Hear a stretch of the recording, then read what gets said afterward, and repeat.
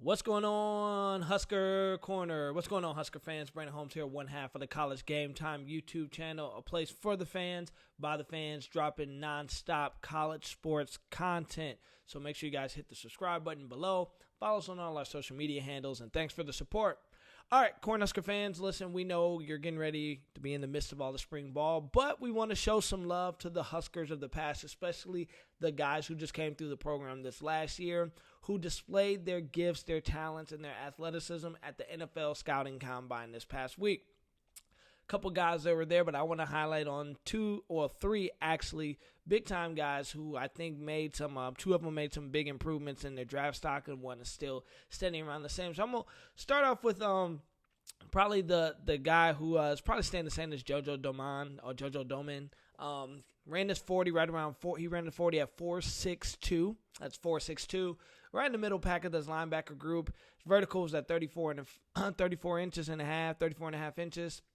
Measured in at 6'1", 228 pounds. He broad jumped at 9 feet and 11 inches. Listen, a lot of things that has been said about JoJo is he's a very versatile defender. He did a lot for Nebraska at that outside linebacker position. Was able to cover the slot, was able to cover some running backs, is a very willing tackler, above average athlete, has decent closing speed. I think from what they're saying after the scouting combine, currently he's still a day 3 pick, just kind of depending where teams see him. They love his versatility. They love what he brings to the table. And it's going to be really interesting to see if he can improve that draft stock in Nebraska's Pro Day, which is coming up. I believe if JoJo can get that 40 down into that 4 or 5 range, he could potentially sneak into a day 2 pick because of his versatility and the things he could bring on the defensive side of the ball as well as special teams.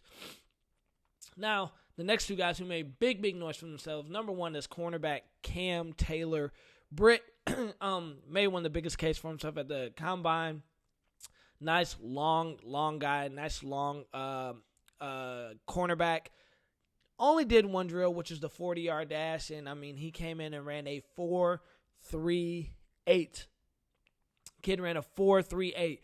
That's speed, and we know this. You can make size, but you can make people strong. You can teach them skill set, but you can't teach size and you can't teach speed.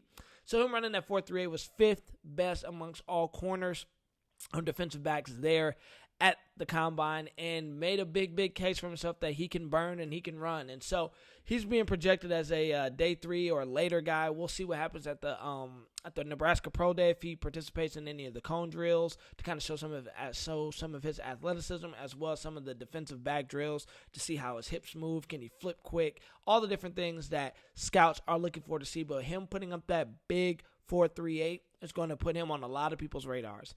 And the guy I think that made the most out of his opportunity at the scouting combine was former tight end turned center Cam Jurgens. Cam Jurgens had great measurables. A lot of people coming into the scouting combine wanted to see if he was going to really show up as undersized, because that was the talk. But checked in perfectly at 6'3", 307 pounds at center. That's actually almost a full inch bigger than Lindenbaum, the number 1 center on the board coming out of Iowa. The 307 pounds was great. 33-inch and 3/8 arms and 10-inch hands.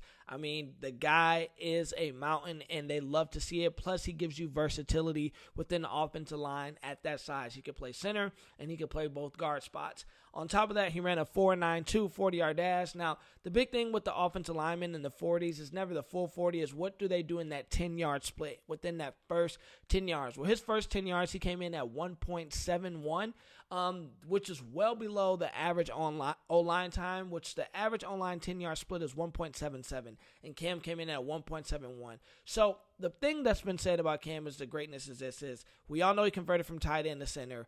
Didn't really lose much of his athleticism, which as he's put on this weight to become an offensive lineman. Great feet, quick feet, gives you diversity on the line, can move around, and that's what a lot of these scouts are looking for. Great in the zone blocking scheme. And, a lot of NFL teams are looking for the athletic O-lineman that brings you some versatility. I think that is going to be the biggest thing. And after what he just did, and he performed in all the drills, showed off the amazing athletic ability he has. On top of that, testing really well. Cam Jurgens has moved his way up to be a day 3 pick as of right now from the scouting reports on NFL.com. So I'm interested to see what it looks like at the pro day, if he really does compete in a pro day or if he just starts getting prepared for the season. He made a huge case for himself at the combine, and I think he had the most to gain, and he took the most out of his opportunity. So excited to see what happens with these guys over the next couple months, see what happens during the pro day, and see where they get drafted coming up in this upcoming NFL draft.